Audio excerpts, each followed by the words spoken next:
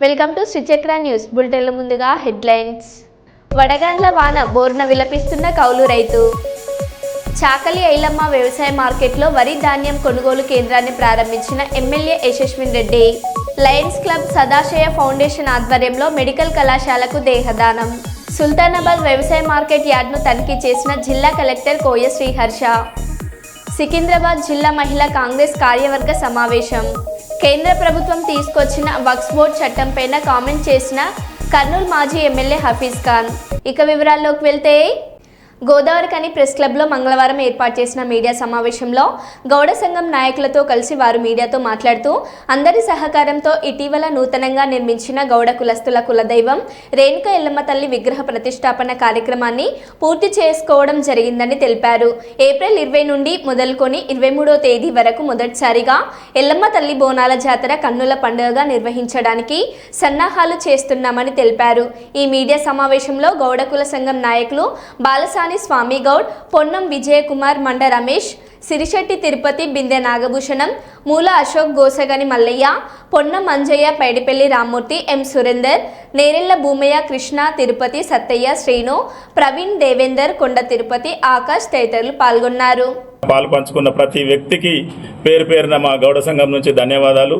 అలాగే పాత్రికేయ మిత్రులు కూడా ఈ కార్యక్రమాన్ని దిగ్విజయంగా ప్రజలకు చేరవేసినందుకు మీకు మరీ ముఖ్యంగా ధన్యవాదాలు తెలియజేస్తూ, అందులో భాగంగా ఈ నెల 20, 21, 22, 23 రోజులల్లో జమదగ్ని ఎల్లమ్మల కళ్యాణ కార్యక్రమాన్ని కూడా దేవాలయంలో ఏర్పాటు చేయడం జరిగింది. అందులో భాగంగా ఆనవాయితీగా వచ్చే పోషమ్మ బోనాలు, పుట్టకు దనిపోయడము, ఏ విధంగా అయితే కళ్యాణాలు చేస్తామో అదేవిధంగా జమదగ్ని రేణుక ఎల్లమ్మ కళ్యాణం కూడా ఉంటుంది. కాబట్టి పోషమ్మ బోనాలు ఉదయం 7 గంటలకు స్టార్ట్ అవుతాయి ఆదివారం రోజు.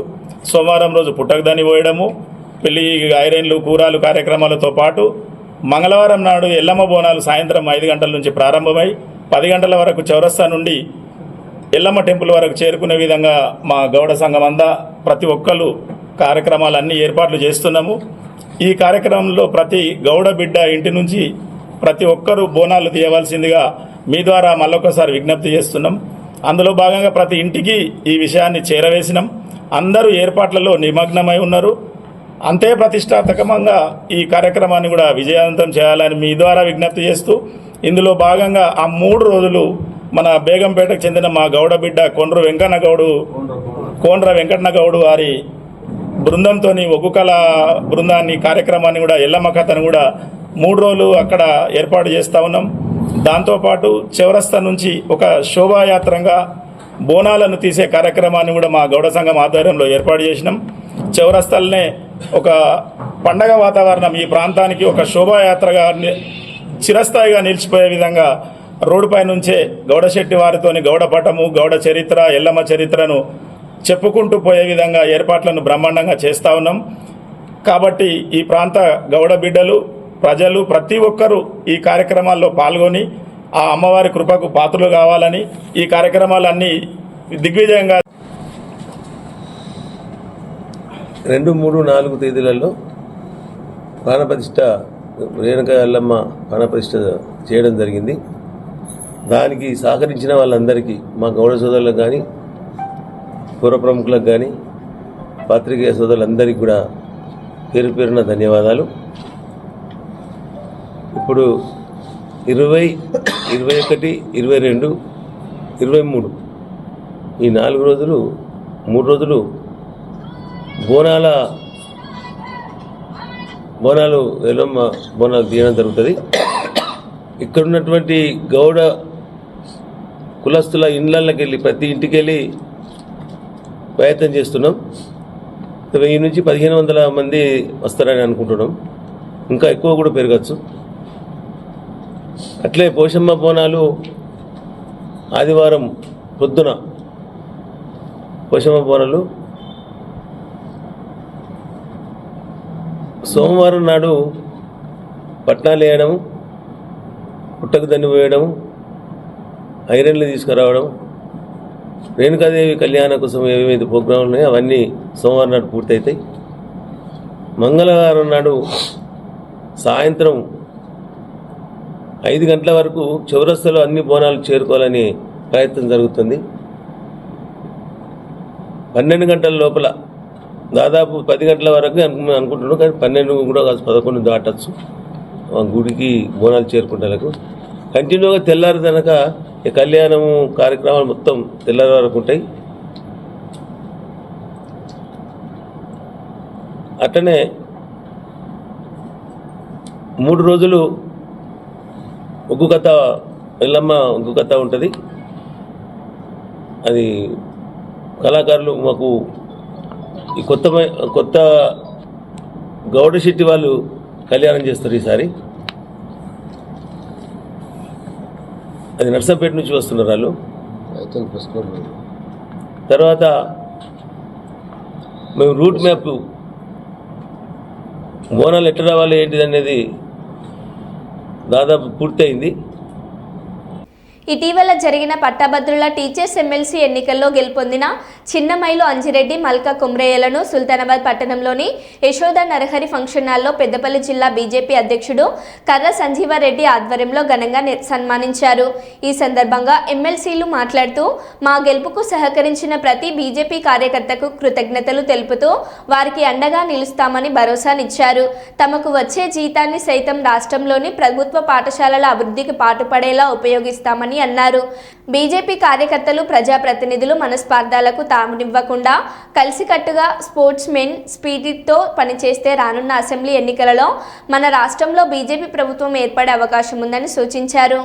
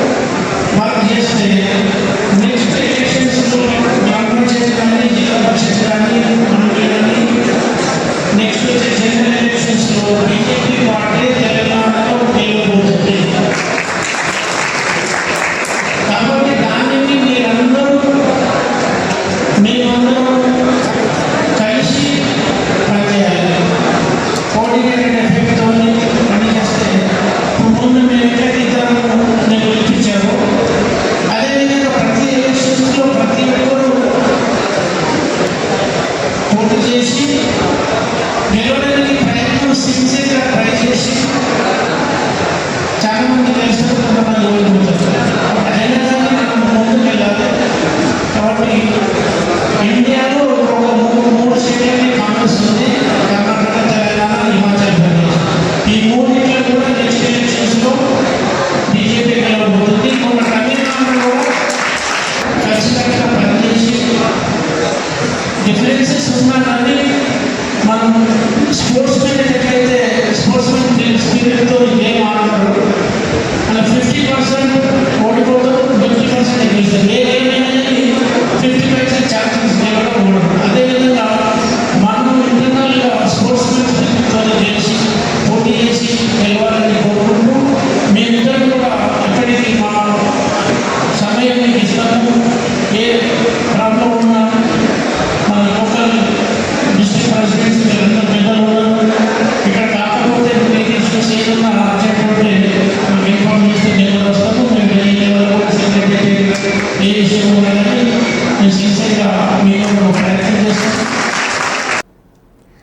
మహబూబాద్ జిల్లా తొర్రూరులో నిర్వహించిన బీఆర్ఎస్ పార్టీ సన్నాహక సమావేశంలో మాజీ మంత్రి ఎర్రబెల్లి దయాకర్ రావు హాట్ కామెంట్స్. మంత్రివర్గ విస్తరణ జరిగిన వెంటనే ఈ ప్రభుత్వం కుప్పకూలడం ఖాయమన్నారు. స్థానిక సంస్థల ఎన్నికల్లో సర్వేలు అన్ని కాంగ్రెస్ వ్యతిరేకంగా ఉన్నాయి. స్థానిక సంస్థల ఎన్నికలు పెట్టడానికి ప్రభుత్వం భయపడుతుంది. రాసి పెట్టుకోండి, స్థానిక సంస్థల్లో వార్ వన్ సైడ్ ఉంటుంది. స్థానిక సంస్థల ఎన్నికలు పెట్టి చూడు, మా సత్తా ఏంటో మీ సత్తా ఏంటో తెలుస్తుంది. పాలకుర్తి నియోజకవర్గంలోని 6 మండలాలలో మేము గెలవకపోతే నేను రాజకీయాల నుండి తప్పుకుంటా, ఎర్రబెల్లి దయాకర్ రావు అన్నారు. ఇది మోసం ప్రభుత్వానికి ఉండదనేది అర్థమైంది. ఎప్పుడు మంత్రివర్గం ఇస్తున్నారో అప్పుడు పడిపోతుంది, 100% పడిపోతుంది, బాధపడుతుంది. స్థానిక ఎన్నికలు ఎన్ని పెట్టలేదనుకుంటారు. సర్వే చేస్తే ఒక 10 నియోజకవర్గాల్లో గెలిచేది ఉన్నాయట. కానీ మనంటే అన్నింటిలో పోయింది, అన్ని టీఆర్ఎస్ వస్తున్నారు.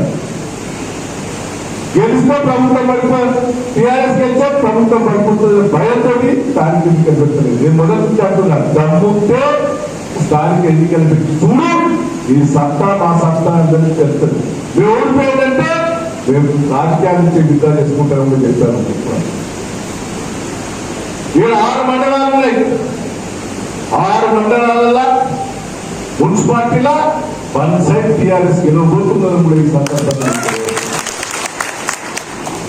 వన్ సైడ్ ఎన్నికలు ఉంటాయి, రాసి పెట్టుకోండి. నేను మొదలే చెప్తా, నేను 6 నెలల ముందే నేను కేసీఆర్ గారు చెప్పిన, నేను గెలిచేటట్టు ఏం సాగను. నాకు సర్వే చేస్తే 5,000 10,000 నీళ్ళు వస్తాను. నేను ఆంధ్రాలో పడిపోయేటట్టున్నది. ఆ వ్యవసాయం డెవెల్లో పడిపోయింది.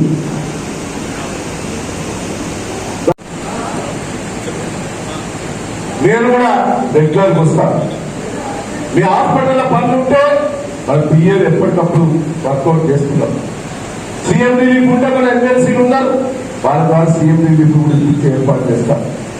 ఏదో పవన్ చేత మాత్రాలు మనం భయపడవలసిన పద్ధతి.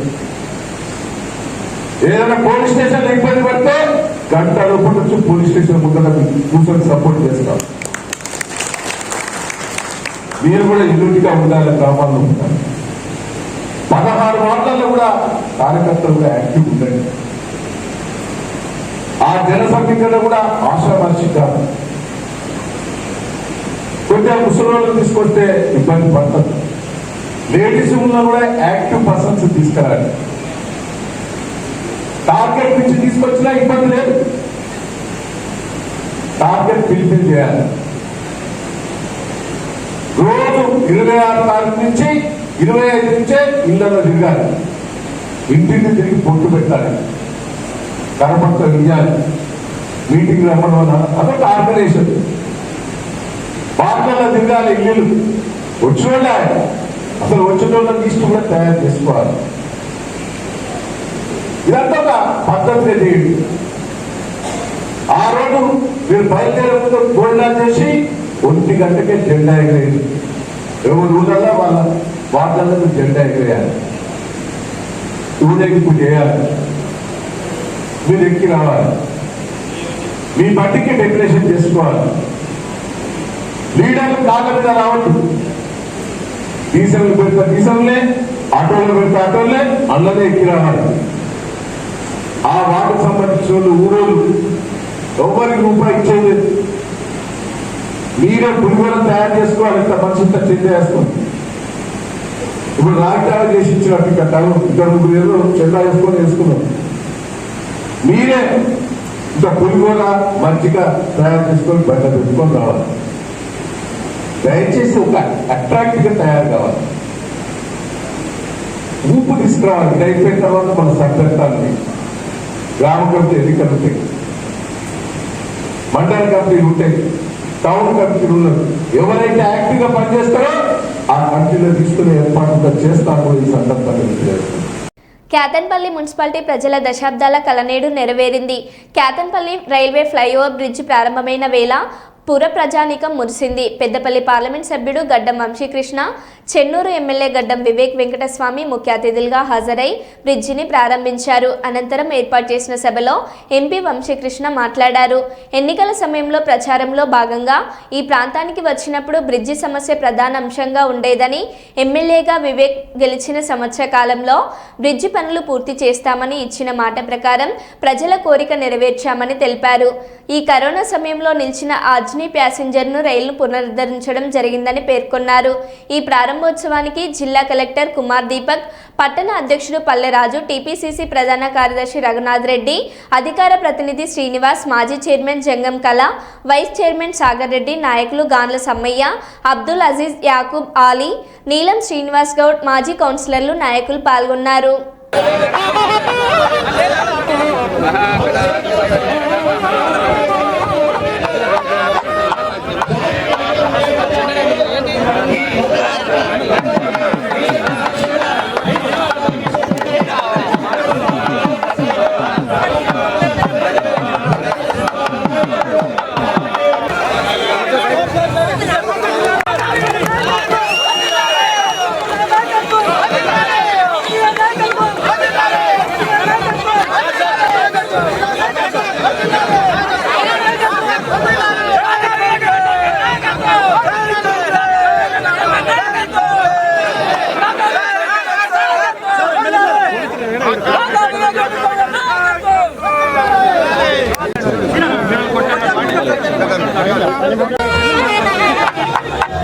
ఇది ఎట్టన్నా అడ్డం పెడితే కెమెరా అడ్డం పెడితే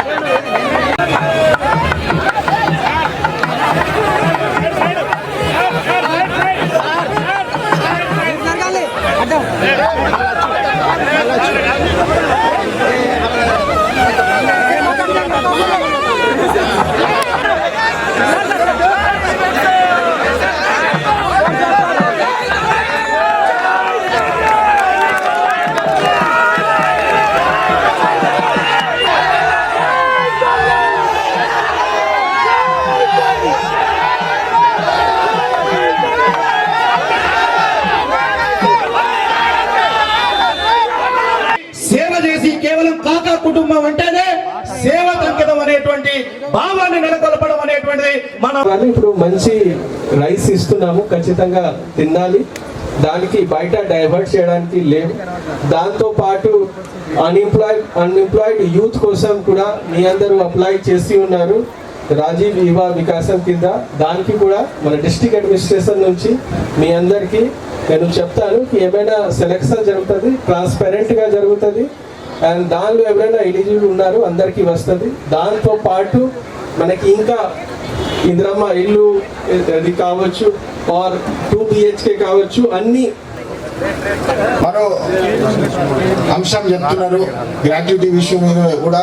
దాని మీద కూడా నేను రిప్రజెంటేషన్ తీసుకొని డీటెయిల్ తీసుకొని వాళ్ళకి రిప్రజెంట్ చేస్తాను. మరి ఇక్కడ నుంచి ట్రైన్స్ అని కూడా చెప్తున్నారు. మన ట్రైన్స్ గురించి కూడా అప్పుడు వివేక్ గారు ఎంపీగా ఉన్నప్పుడు అజ్ని ఎక్స్ప్రెస్ ఏదైతే ఉండేనో కరోనా టైంలో చాలా వరకు ట్రైన్లు రద్దు చేసినారు.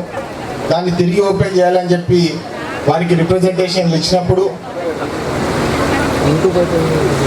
రైల్ మంత్రి గారితో మాట్లాడినాను, అక్కడ మన GM గారితో మాట్లాడినాను. వారు కూడా పాజిటివ్గా స్పందించి ఆ రైల్ కూడా రీస్టార్ట్ చేసి కేవలం మన ఏరియాకే స్టార్ట్ చేసినారు. చాలామంది పార్లమెంట్లో గుంటుకున్నారు, మీరు పెద్దపల్లికి ఎట్లా ఓపెన్ చేస్తారు, మాకెందుకు చేయలేదని చెప్పి కూడా వారు పార్లమెంట్లో కూడా మాట్లాడడం జరిగింది. అదేవిధంగా మన మందమరి స్టాప్స్ కూడా అడిగినారు, అది పెండింగ్ ఉన్నది. ఇంక రామకృష్ణపురంలో కూడా ఈ 2 స్టాప్స్. ప్రజలకు రైల్వే సౌకర్యమే చాలా చీప్, చాలా ఈజీగా. మనకి ఇక్కడ ఎన్ని స్టాప్స్ తీసుకొస్తే అంత బాగుంటుంది. వీళ్ళు ఎప్పుడు కూడా నేను ఎంపీగా ఉన్నప్పుడు కూడా సుధాకర్ రెడ్డి నువ్వు అప్పుడు అడిగిన స్టాప్ చేయించిన లేదా, వారప్పుడు అక్కడ డిమాండ్ చేస్తుండే. అయ్యో సో తెలంగాణ ఎక్స్ప్రెస్ కూడా అప్పుడు స్టాప్ చేపించమంటే మన ఆర్కేపీలో చెప్పించడం జరిగింది. అప్పుడు కళ్యాణ్ గారు ఇక్కడ కలెక్టర్ అయినారు. సో వారు అయినప్పుడు ఫస్ట్ నాకే ఫోన్ చేస్తారు, సార్ మీరు ఇన్ని రైల్వే స్టాప్స్ రైతులు దళారులను నమ్మి మోసపోవద్దని, ప్రభుత్వం ఇచ్చే గిట్టుబాటు ధర పొందాలని రైతులను సూచించారు పాలకుర్తి ఎమ్మెల్యే యశస్విన్ రెడ్డి. పాలకుర్తి మండల కేంద్రంలోని చిట్యాల చాకలి ఐలమ్మ వ్యవసాయ మార్కెట్లో వరి ధాన్యం కొనుగోలు కేంద్రాన్ని ఎమ్మెల్యే రిబ్బన్ కట్ చేసి ప్రారంభించారు.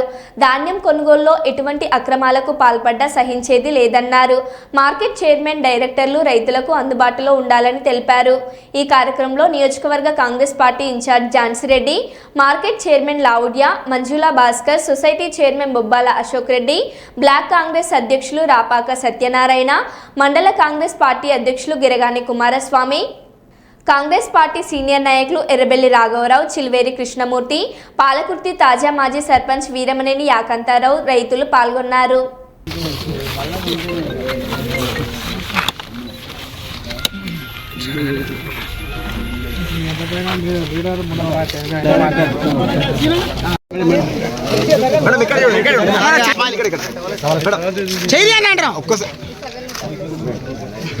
ఓకే మ్యామ్, ఇక్కడ మేడం. రేవంత్ రెడ్డి గారి నాయకత్వం, రేవంత్ రెడ్డి గారి నాయకత్వం, ఝాన్సీ రెడ్డి గారి నాయకత్వం, యశస్వి రెడ్డి గారి నాయకత్వం, యశస్వి రెడ్డి గారి నాయకత్వం. జై కాంగ్రెస్, జై కాంగ్రెస్.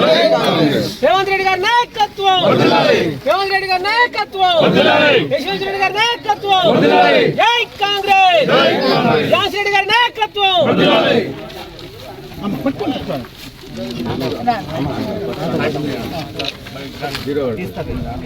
ఆన్ చేసి మ్యామ్ ఇక్కడ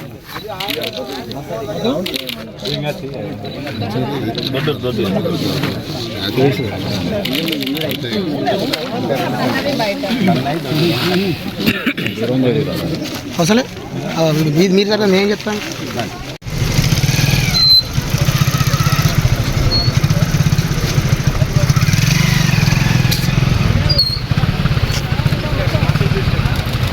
మేడం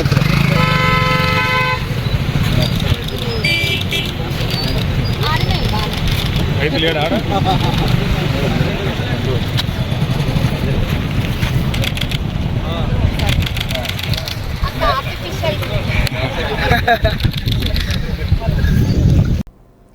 జిల్లా కలెక్టర్ కోయ శ్రీహర్ష అదనపు కలెక్టర్ డి వేణుతో కలిసి సుల్తానాబాద్ వ్యవసాయ మార్కెట్ యార్డ్ను సందర్శించి ధాన్యం కొనుగోలు కేంద్రాలను తనిఖీ చేశారు. ఈ సందర్భంగా జిల్లా కలెక్టర్ కోయ శ్రీహర్ష మాట్లాడుతూ కొనుగోలు కేంద్రానికి వచ్చిన ధాన్యం తేమ శాతం రెగ్యులర్గా చెక్ చేయాలని, నాణ్యత ప్రమాణాలు రాగానే ధాన్యాన్ని కొనుగోలు చేసి సంబంధిత రైస్ మిల్లులకు తరలించాలని కలెక్టర్ తెలిపారు. కొనుగోలు కేంద్రాలకు అలర్ట్ చేసిన రైస్ మిల్లులకు మాత్రమే ధాన్యం తరలించాలని కలెక్టర్ సూచించారు. గ్రేడ్ ఏ రకం ధాన్యానికి క్వింటాలు 2320, సాధారణ రకం ధాన్యానికి క్వింటాలు 2300 రూపాయలు ఉంటుందని అన్నారు.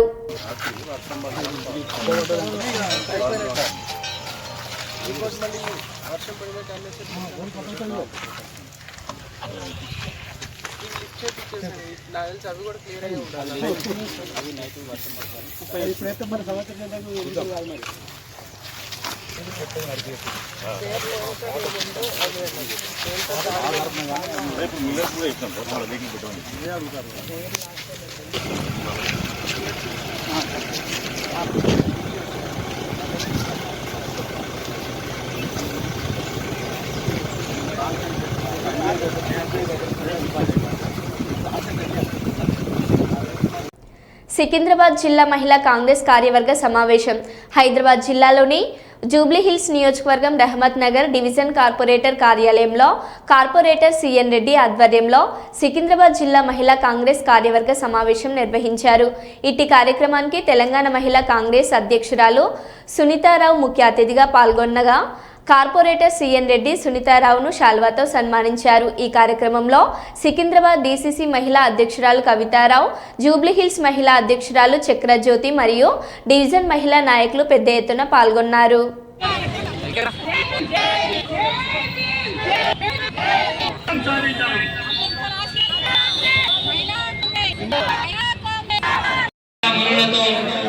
మీటింగ్ ఏర్పాటు చేసుకోవడం, ఇక్కడికి మన